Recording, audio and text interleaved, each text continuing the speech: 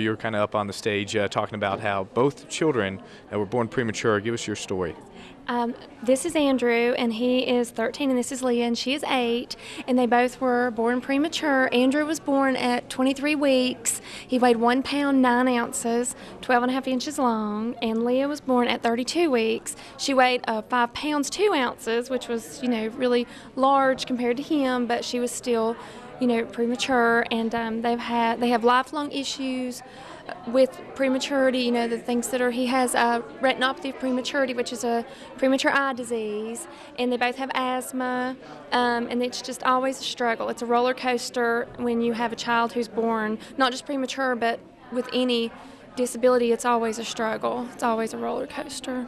And what was it like for you going through not just once, but having to go through it a second time again as a mother? How was that like? Well, we had hoped that it wouldn't happen that way, but, it did. And the doctors helped us a lot. When they figured out that I wasn't able to really carry a child full term, they, I had a cerclage surgery, which enables you to carry a child longer.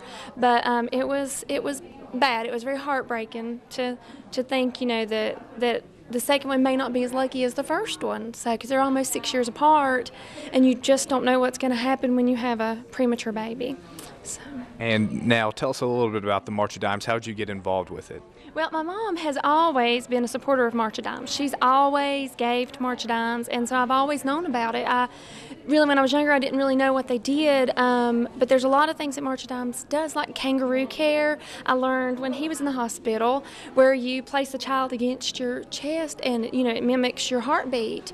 And I didn't know, at that time that was a March of Dimes. A woman had, figured out that was a important thing for a child who was born premature.